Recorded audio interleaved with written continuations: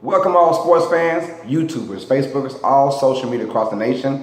Uneducated Network on YouTube presents Uneducated Sports Talk. I'm your host, Carlos Clayton, and we are going to talk about Week 10 of the NFL season. We're going to recap it from the Sunday game all the way to the Monday night game. Before we do that, please, if you haven't, like and subscribe. Everything Uneducated Network. What are you doing right now? If you haven't done it, then do it. Please like, subscribe, share, comment. Everything Uneducated Network, where we're just making things happen like crazy.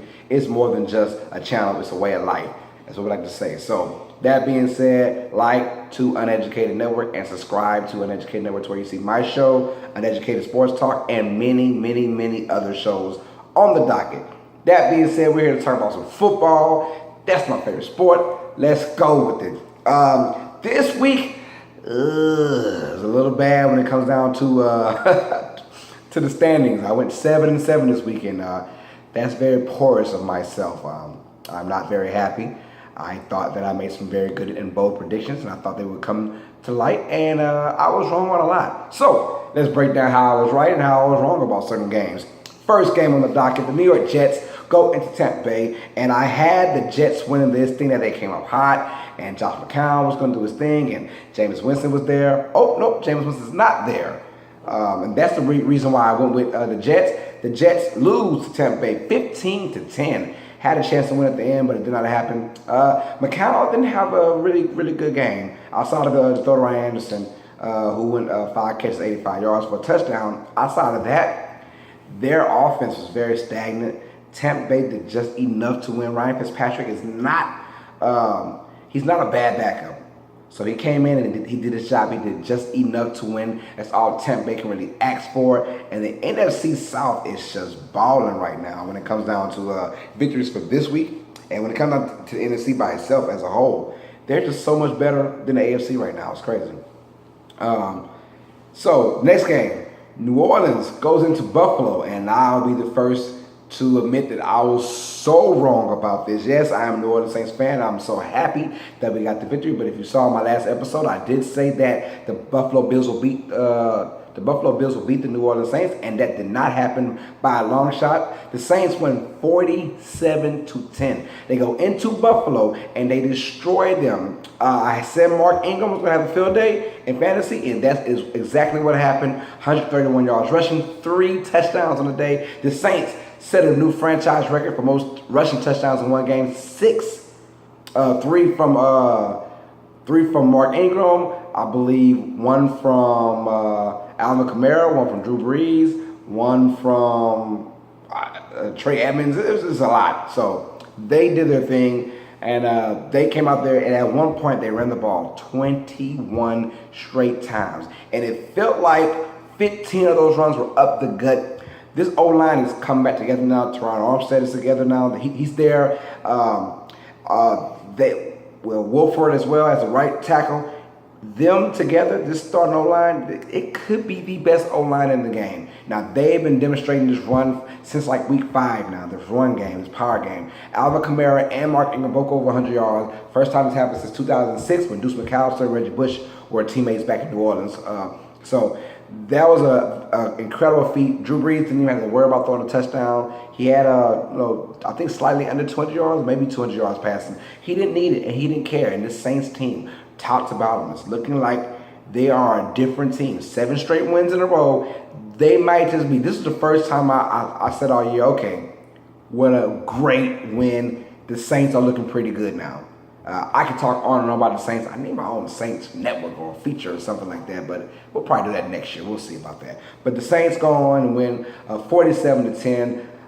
A dominating performance, top to bottom. It was just ugly. And if you're a Bills fan, that's back-to-back weeks where you just let people run all over you. The Saints, 311 yards rushing. Crazy day. Cleveland at Detroit, and this game was much closer than what the score is. Yes, Detroit won 30-24, but at one point, Cleveland was up 24-17, and at one point, it seemed like Cleveland was going to win the game, or not win the game, but make it close. At the end, the better team did win. Cleveland is still, are they still winning this? I believe they are still winning this. But Detroit takes care of business at home. Matthew Stafford, 200 plus yards again, 3 touchdowns and an interception. they do what they do there. They did just enough to end the slide because Minnesota and Green Bay are above them still. Minnesota is above them. And Detroit is on a 2-game win streak, not on the slide. They ended the slide last week. They were on a 3-game losing streak prior to that win against Green Bay, but now it's 2 in a row. Detroit's just trying to keep up with Minnesota because in this crowded NFC, that wild card is going to be very tough to get. And Detroit cannot lose any more games down the stretch to inferior teams or teams about their caliber. They have to keep winning. Otherwise, they're in trouble. Detroit wins 30-24. Cincinnati at Tennessee. I believe I chose Tennessee to win this game. That was a toss-up for me. I may have won with Cincinnati, but we'll go with Tennessee. I just feel like Tennessee, 24-20. Look, both these teams are head-scratchers. Cincinnati is done with me. They're done. Outside of huge plays to A.J. Green, this team just doesn't know what to do with itself.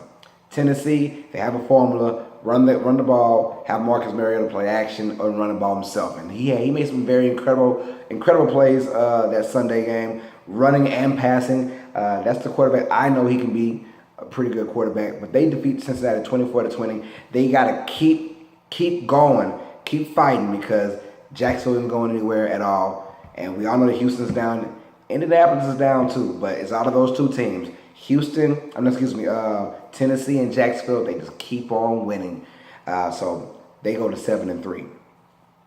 Green Bay at Chicago. In the previous game, I chose Detroit to beat Cleveland, and then I chose Tennessee to beat Cincinnati. I chose Chicago to beat Green Bay.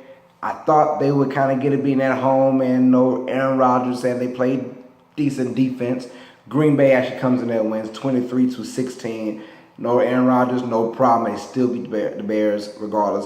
23-16. Aaron Jones is out. I said if he had Ty Montgomery put him in, he did post a 54 yards rushing with a touchdown. I don't know what he got passing wise, but he had a really good game. I kind of figured that Aaron Jones had a disclosed injury. I don't know what it is. So he is.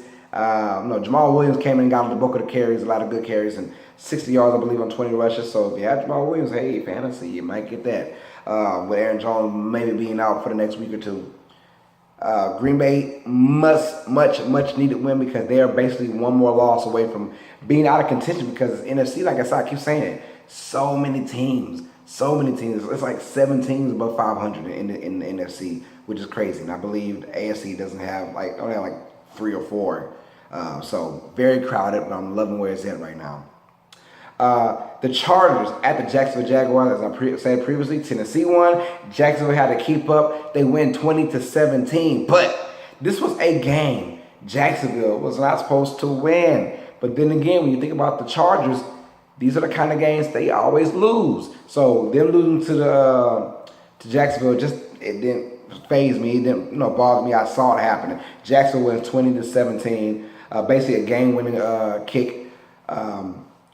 So what happened was it was tied at 17 for the longest. It felt like Jacksonville punted. No, it wasn't even tied at 17. It was like 17-14, excuse me. Chargers winning.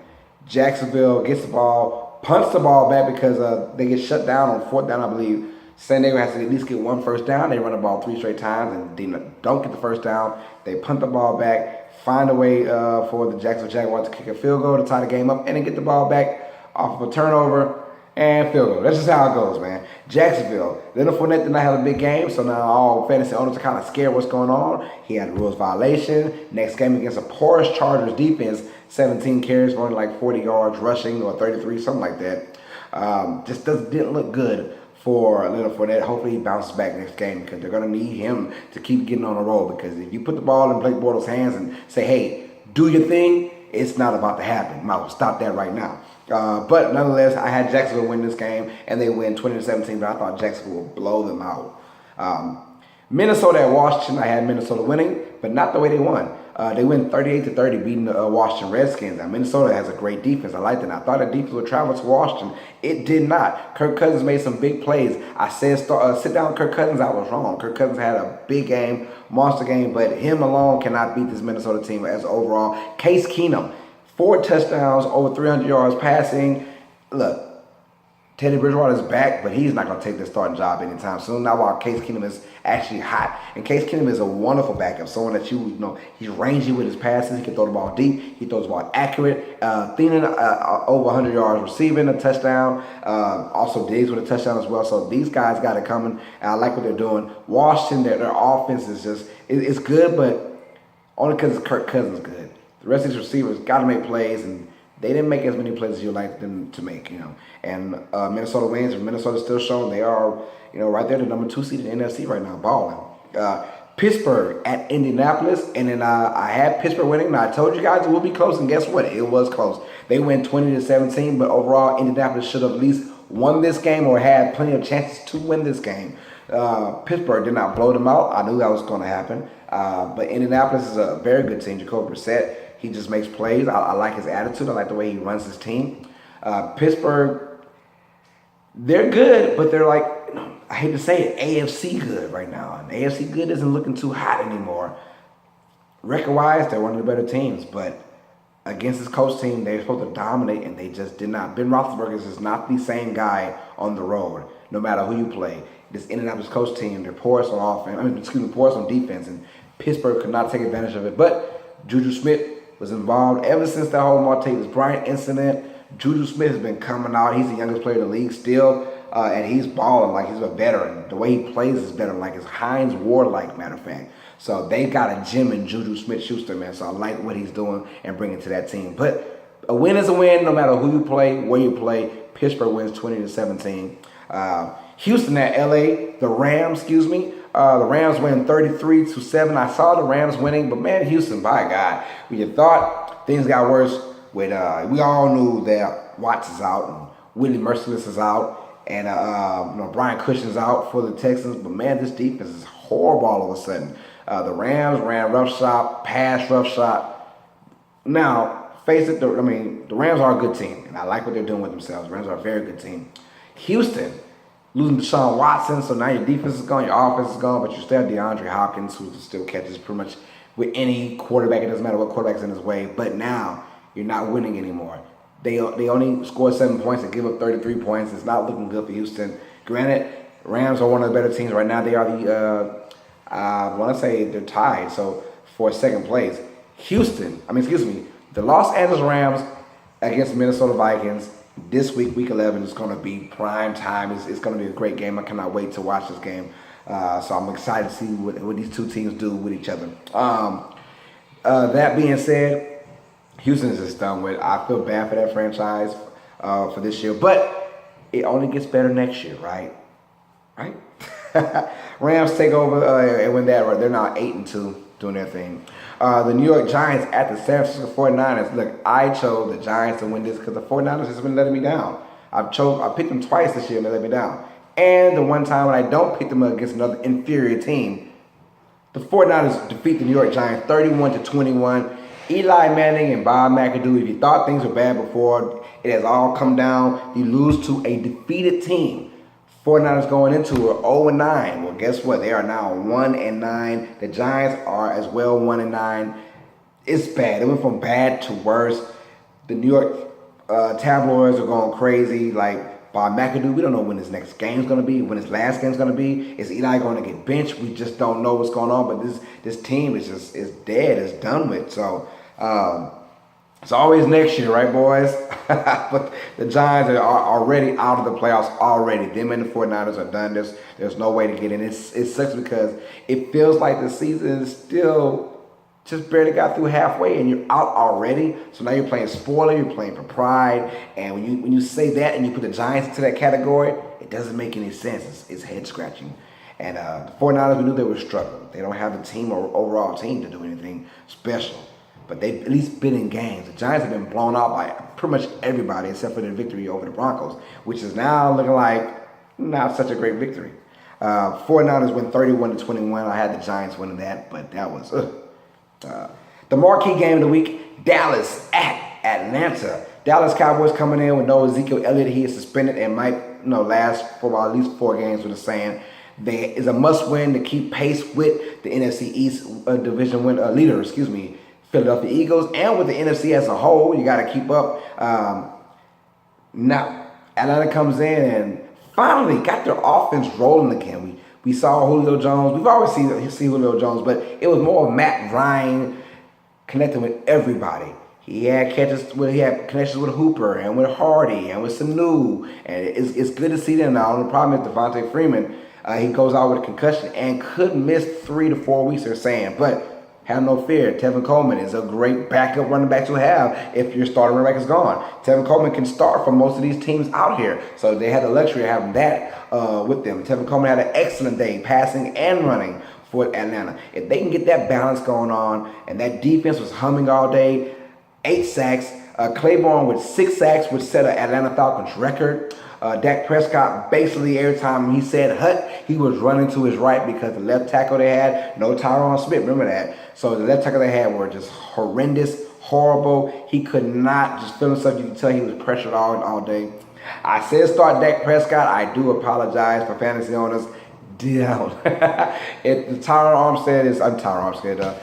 Smith is not available for the next couple weeks, they're going to have problems with that offensive line because you can only run the ball so much without Zeke. You know, when Zeke is out, you got to pass the ball, boy. If the offensive line isn't coming together, that's going to be a long year for the Dallas Cowboys. But we'll see what goes on. I had Dallas winning that game. I was shocked that Atlanta came out and actually played good defense. I thought they would give up a lot of points. I thought it'd be a shoot them in the person with the ball last, which I thought would be Dallas with the ball last, will win the game. That did not happen. Sunday night game, New England at Denver. Here's the kind of not a shocker, but I went out there with upset of the week. I had the Broncos beating the Patriots. I figured that Sunday night football, bring a little mojo back. You got Brock Osweiler as your quarterback, and we'll see now. Patriots are who we thought they are. They're still a great team. I still think they are the best team in the AFC for sure, and they can beat anybody any given day. So the train just keeps rolling with the Patriots. Doesn't matter who's in front of them. And Denver is just. We all thought the defense would carry them. The defense is not doing anything special. Over the last 4 or 5 games, they've given a big play after big play after big play, long drives for touchdowns. It's kind of getting embarrassing now if you're a Broncos fan. You're wondering where the hell is this coming from, because we knew our offense was sort of struggle, but we always knew our defense would come and bring it every single game. Akeem Talib is looking a step slower now, and Von Miller just isn't getting sacks like we thought he would be getting on a regular basis. It's not happening. So New England puts up 41 points. They win 41-16. They keep moving. I had Denver winning. I'm so sorry. That was my fault. That's my bad. Miami at Carolina for the Monday Night Football game. I chose Carolina to win this game, and they sure enough won this game by a score of 45-21. Look, Carolina's a good team. There's always good Cam, and there's bad Cam. This was really, really good Cam. But everyone's saying he's always back. He's back. And the next game, he has this horrible game, like, the shoulder. He's poor Cam, and he has the next couple good games. He's back. I don't know what Cam we're getting, but this Cam that played against the Dolphins was great Cam.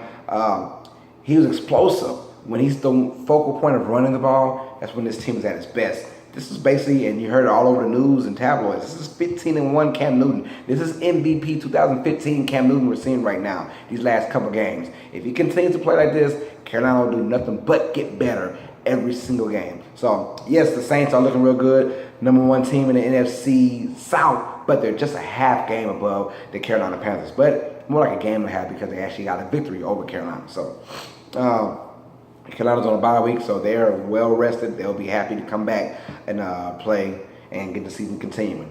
But let me know what you guys think about this week 10.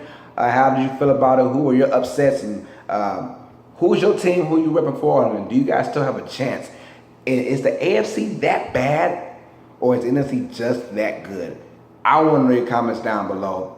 So, like I said, like, comment, subscribe to Uneducated Network on YouTube, to where you can see my show, Uneducated Sports Talk, and many, many, many other shows. Be on the lookout for it tonight, more like Wednesday morning. It'll be uploaded. Our college casual football talk for week 11, man. That college casual football talk is going crazy. College football this week is going crazy. We got a lot to talk about, me and Brian Wilkinson, so be on the lookout for that. He will be on my show pretty soon.